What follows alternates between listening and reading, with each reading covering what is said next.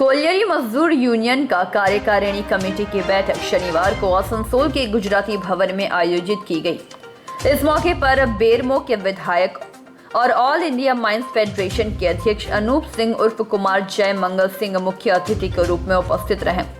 इस दौरान विभिन्न कोलियरी से आए नेताओं ने अपने अपने वक्तव्य रखे एवं विभिन्न समस्याओं के बारे में बताया। वहीं मुख्य अतिथि अनूप सिंह ने कहा कि कोल इंडिया के सीएमसीयू दूसरी बार सबसे बड़ी यूनियन है। वहीं मुख्य अतिथि अनूप सिंह ने कहा कि कोल इंडिया में सीएमयू दूसरी सबसे बड़ी यूनियन है। उन्होंने और भी कई बातें कही, आइए आपको दिखाते हैं। में पीछे देखा जाता है वोट के दौरान और कहीं पे भी सही आंकड़े में नहीं आ पा रहा है। देखिए एक बात अब मैं आपको बताता हूँ कि जब आप इंटक का संविधान देखते हैं तो इंटक का संविधान कहता है कि कोई भी सेंट्रल पार्टी का पदाधिकारी या कोई भी सेंट्रल पार्टी का अधिकारी या मेंबर इंटक का मेंबर नहीं बन सकता। बात समझिए, कोई भी सेंट्रल पार्टी क्या है आज के डेट में? पॉलिटिकल पार्टी कौन कौन है? बीजेपी है पॉलिटिकल पार्टी। आज के डेट में सेंट्रल पॉलिटिकल पार्टी सीपीआई है ना। तो अब आप बंगाल की बात करेंगे, टीएमसी सेंट्रल पार्टी नहीं है।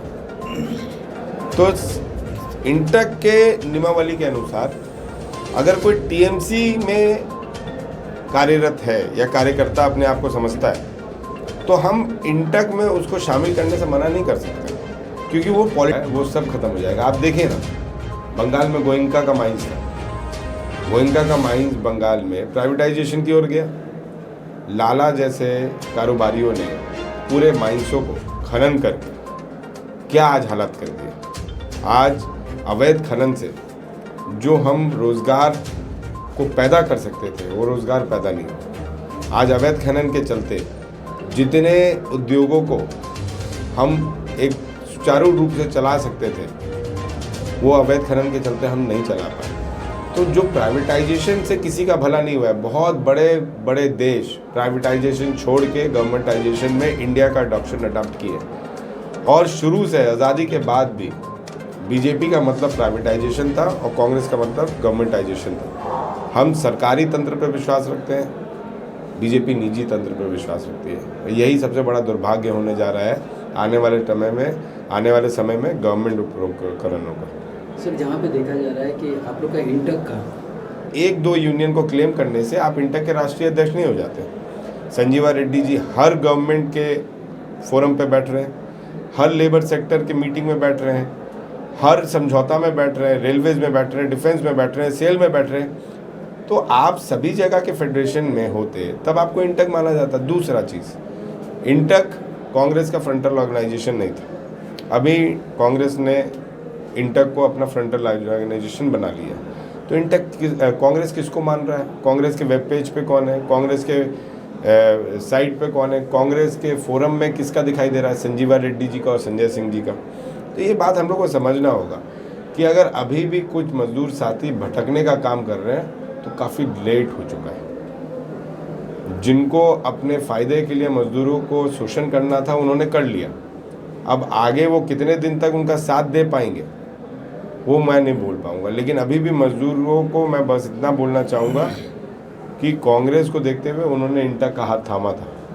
कांग्रेस जिसे अपना मानता है, कांग्रेस जिसे पहचान देता है, उसे वो अपना अध्यक्ष मान ले, वो ज़्यादा बेटर है। रह गई बात कि इंटक की अंदरूनी विवाद की, तो मैं समझता हूँ बहुत जल्दी 1 से 1.5 महीना के अंदर ना आपको कोल इंडिया में विवाद दिखेगा ना आपको इंटक में विवाद दिखेगा, क्योंकि सोनिया गांधी जी स्वतः संज्ञान ली हैं और उस पर बहुत सीनियर लीडर्स लोग लगे हुए हैं। मैं समझता हूँ 2 महीना के अंदर अंदर ये मामला का निपटारा कर दिया जाएगा। सर, एक क्लास सवाल है कि जहाँ पे इंटक के किसी जगह पे भी बैठक होती है या मीटिंग होती है तो काफ़ी संख्या में वर्कर्स देखा जाता है, मगर जब कांग्रेस का वजूद की बात आती है और वोट की बात आती है उस वक्त देखिए, कोलियरी मजदूर यूनियन से हमारा बहुत पुराना लगाव है। निश्चित तौर पर ये बंगाल में इसका यूनियन का रजिस्ट्रेशन ज़रूर है, लेकिन इन्होंने हमेशा पंडित बिंदेश्वरी दुबे और राजेंद्र बाबू को जो सम्मान देने का काम किया है वो कभी किसी से छुपा हुआ नहीं है। और हम लोग बराबर इस यूनियन के फंक्शन में मैं अपने पिता के साथ भी आते रहा हूँ। निश्चित तौर पर आज चाहे कोलियरी मजदूर यूनियन हो, चाहे RCMS हो, चाहे WCL का यूनियन हो या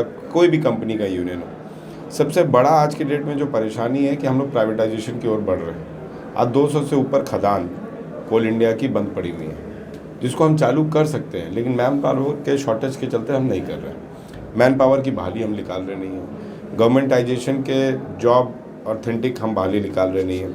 फीमेल वीआरएस स्कीम पर हम नौकरी नहीं दे रहे हैं। मेडिकल अनफिट का हम बोर्ड में टेकअप नहीं कर रहे हैं। डेथ केस पर मैक्सिमम केसेस डेथ केस पर हम चाहते हैं कि किसी भी तरह डिस्पोजल हो जाए और मुआवजा लेके आदमी बैठ जाए। नौकरी देने का प्रावधान कोल इंडिया नहीं कर रहा है, और ये पिछले कहीं ना कहीं 8 साल में गठन हुआ है। और मेरा ये मानना है कि जहाँ तक मुझे दिखाई दे रहा है, जो चीज़ मैंने अपने पिता से सीखा है कि आज की डेट में बीएमएस भी जो है वो कहीं ना कहीं बीजेपी से प्रभावित हो चुकी है। आमतौर पर ये सेंट्रल ट्रेड यूनियन में एटक, सीटू, एचएमएस, बीएमएस, इंटक में ये दिखता नहीं था। पार्टी के गाइडलाइन के बाद भी हम मजदूर के हित में काम करते थे। इंटक ने मनमोहन सिंह जी के समय में स्ट्राइक किया था 1 दिन का, लेकिन आज की डेट में बीएमएस जो है कहीं ना कहीं बीजेपी के दबाव में, और जो हम लोग को लग रहा है कि मोदी जी के जाते जाते पूरा कोल इंडिया प्राइवेटाइजेशन हो जाएगा। आज भी अगर यूनियन नहीं संभले, यूनियन के पदाधिकारी नहीं संभले, तो आने वाले स्थिति में सिविलाइजेशन के लिए, गवर्नमेंटाइजेशन के लिए, कोल इंडिया के लिए, और ख़ास तौर से जो हमारे मजदूर के बच्चे हैं जो इस आस में है कि कहीं ना कहीं हम कोलवेरी में रह रहे हैं, तो हम कोलवेरी का पढ़ाई कर रहे हैं, माइनिंग का पढ़ाई कर रहे हैं, आने वाले समय में हमें माइनिंग की नौकरी मिलेगी, फोरमैन में बहाली मिलेगी, सरदार में बहाली मिलेगा, ये कहीं नहीं दिख रहा है। और मोदी जी के टेन्योर ख़त्म होते बोल दीजिए या फिर पूरा होते हुए बोल दीजिए, आने वाले समय में कोल इंडिया के जितने बंद खदान हैं अदानी अंबानी के हाथ में आपको जाते हुए दिख रहे हैं। आज भी वक्त है सेंट्रल ट्रेड यूनियन के 5 यूनियन जो हैं वो एक प्लेटफॉर्म पे आ जाए। एक प्लेटफॉर्म पे आने के बाद एक साथ लड़ाई लड़े, तभी जाके कोल इंडिया का हम लोग भविष्य बचा सकते हैं। नहीं तो जो सिविलाइजेशन बसा है, जो इंदिरा गांधी जी का सोच था, जिस कोयला खनन से इतने उद्योगों को सपोर्ट मिल रहा है, जिस कोयला खनन से इतने लोगों को राहत महसूस हो रहा है। आसनसोल से संतोष मंडल की रिपोर्ट, पीवी न्यूज़।